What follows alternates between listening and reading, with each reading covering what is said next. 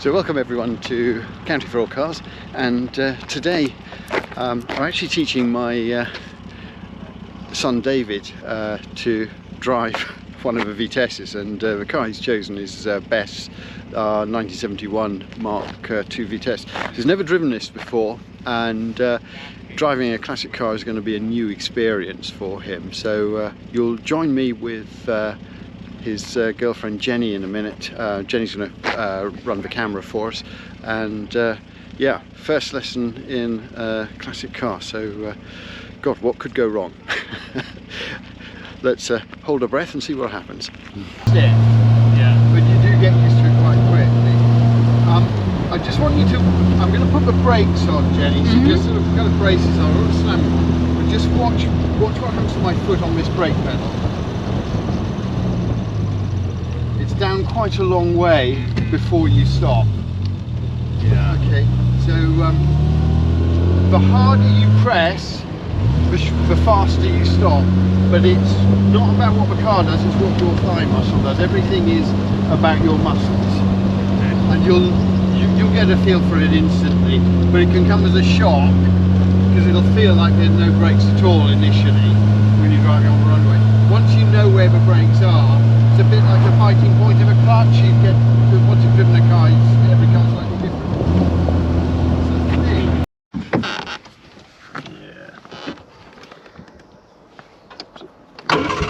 There you go. So we're ready to go. Right, so I'll just run you through reverse. Yeah. So just put your clutch down. So come across and press down and up. Oh, yeah. Right, okay. Alright, give it a go.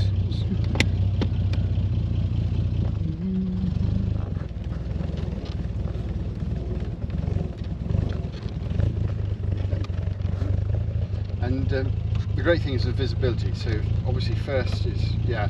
So it's, The first one was right up. so first feels like third. Yeah.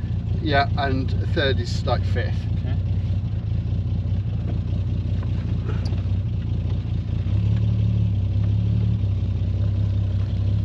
God, bloody steering. Heavy. Just go straight on down.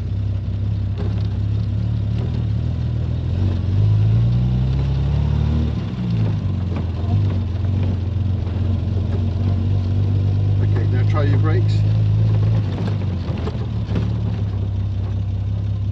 You got a feel of them? Yeah, They're not. not that bad. No, they're not. But it's a surprise. If I hadn't warned you, Yeah. and you suddenly needed them, A lot faster. yeah, yeah, we'll just drive normally. You know, do whatever you want.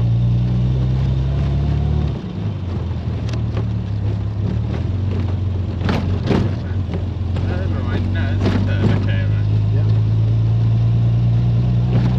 You can't rush your gear changes either. So nice and just like that's perfect.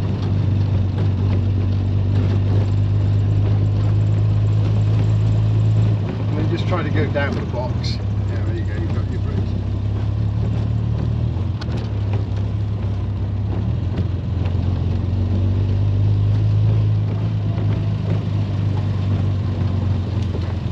Now you're going to watch Dave do a workout in a minute as he tries to turn around.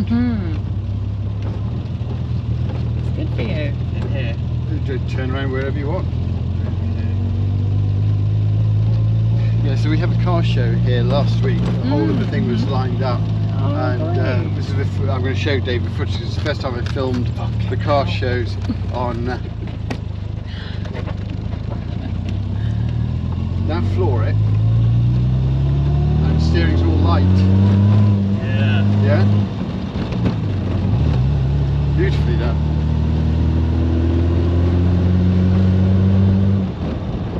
Now if you want fifth, just flip that thing down. And then, do I need the clutch to put it back No. up? No, just no clutch on the overdrive. Yeah. So what's happening with the overdrive? What It's effectively it's getting the gearbox and the sort of wheels to move at the same speed as the crankshaft on the engine. So it's sort of what the name suggests. It's overdriving the gearbox. So it's a sort of an epicyclic gear that sits on the back of the gearbox, and it just gives you this much taller gear, which allows you then to cruise at higher speed with lower RPM. Oh, nice. Yeah. So the other thing is, try not to have her on full lock when you manoeuvre, because the components are quite old. It puts a lot of stress. So better to do a 4-point turn than try and do a 2-point turn. Sure. She'll do it if you ask her to, but it's just putting a massive amount of pressure, mainly on this car, because this car's heavier than Vitesse, and the wheels are much wider. So you find if you got into Vitesse now, you'd find Vitesse is much lighter to drive, and much more responsive that way. But, what we can probably do, if you want to, we can probably do a little sneaky up to the sort of the old hangars down that dirt road.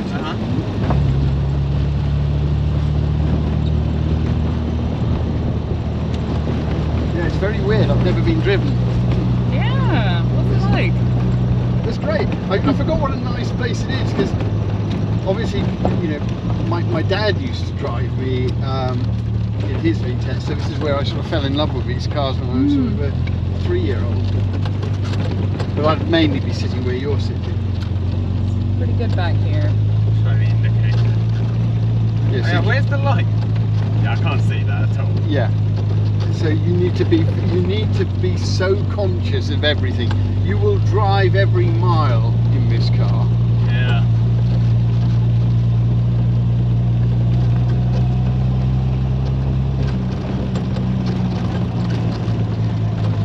Your horn, incidentally, is there. Not there. It's... Do you know about any of these? Sorry? Do you know about any of these? Those two are the heaters. Those are your lights. That's your heater blower. That's your cigarette. Ashtray. And I think you'll be able to go round. I can't tell you the number of hours I spent teaching Joe to drive on this bit. Oh, fun. Yeah, whenever which we is come really past. useful. Very handy. Yeah. So also just remember that your lower slung here, it doesn't feel like it, but the if you go over there and you sleep in policeman or anything, the exhaust is much lower to the ground than it is on the Mazda. Yeah.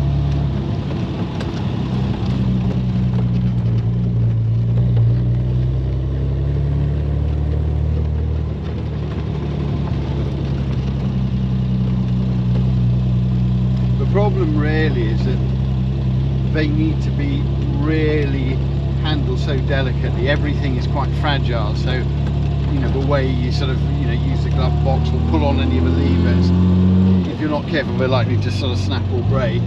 So you have to think about things in a way that you wouldn't in a modern car. Any equivalent of like Where are we going now? Go down the end if you want. like a radio that was this old, or any old piece of anything equipment. you wouldn't Yeah. Well, think of of course you would be to be careful honest, with think of it as putting one of your most precious pieces of precious vinyls on an ancient record player.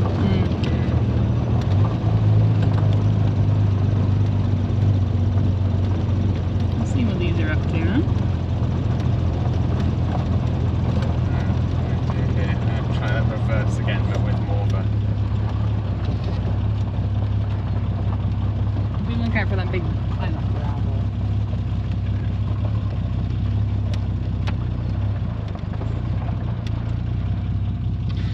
Parallel parking, this is easy in the sense you can see everything, but oh my god. Yeah, I bet.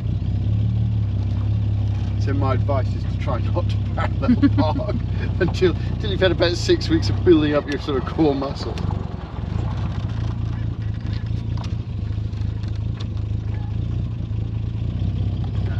Right, Yeah, that's it.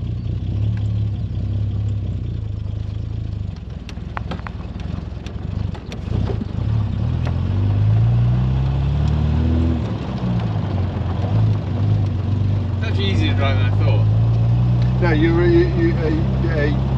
got it really quickly there. Well, you had driven the other one a long time ago. A long time ago. But it's the thing is to keep my mind on the fact that third is over there. That's the one thing, is I almost keep going just straight up. Well, I've had so many problems going back to the Mazda because I keep going into fifth instead of third. Because I've been driving these cars so much more than the Mazda. It's funny how quickly you sort of forget.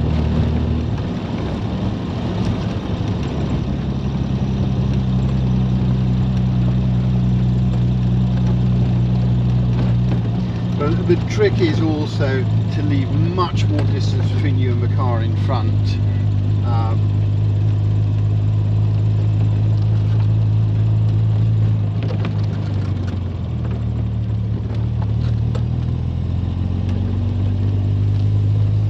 What would happen if you overdrived in third? Would it do anything? Yeah, it's got overdrive in third. You can try it. I didn't tell you that because I didn't want to.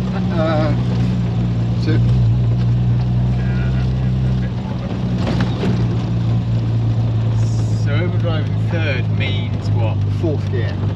It's another way of getting into fourth without using the clutch. What does the gearbox make of that? Well, it's fine because the overdrive, it works electrically, so it's God, what's the name of the there's a particular name for the bolt action. So it's an electromagnet that when you flick the switch, it pushes forward, so it's like it shoots a bolt which slides the gear in. Interesting.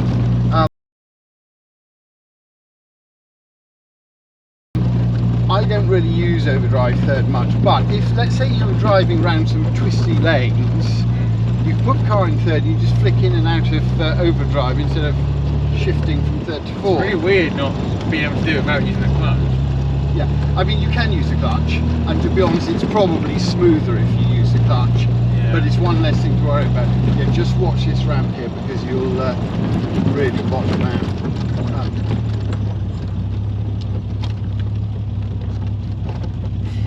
That's a lot to remember. Overdrive off, down into second. Yeah, and invariably when you're panicked, you're going to forget something.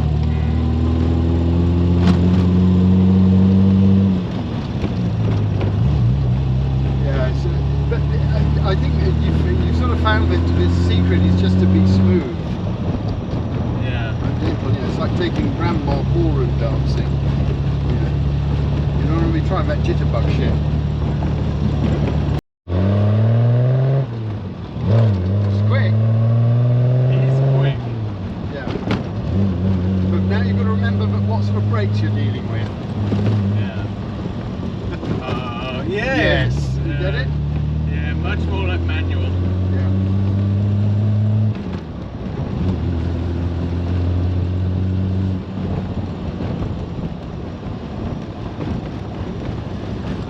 These cars were like missiles. In 1967, when we first did it, don't forget we got this big old lid here. In 67, when these first came out, these had 100 brake horsepower. The average family saloon had between 50 and 60 brake horsepower. This could do 0 to 60 in 12.5 seconds. The average family car probably took 25 seconds to get to 0 to 60. At a top speed of 100 miles an hour, average family car about 68 miles an hour. So these were super, super quick.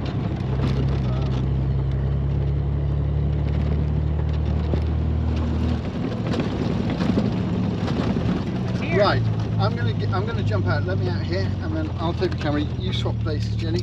I'll film you guys. Good one. It's still going. That's fine. So you join me here as David and Jenny decide to take the Vitesse off for a little spin. So I'll just turn the camera around and we'll have a look.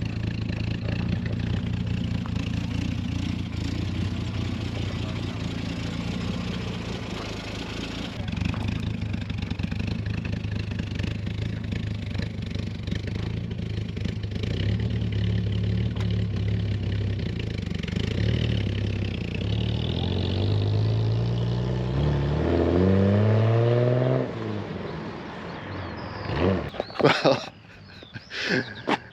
This is quite interesting, teaching someone to drive a classic car for the first time, and actually Dave's a natural.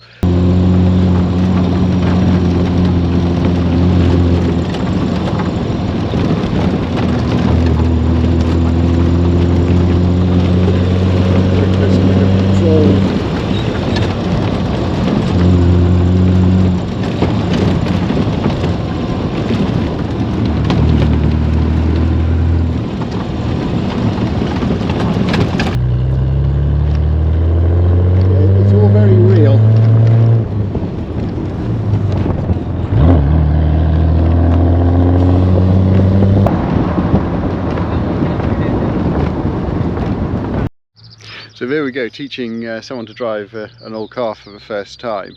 And actually, to be honest, it's not too alien for Dave, because his own cars have been more modern, Mark II and Mark III MX-5s. But I think the shock for him was possibly the brakes, and also the fact that the pedals are offset in the Vitesse. And obviously, actually, third gear is kind of, as we were saying earlier, where you might find fifth gear. Yeah,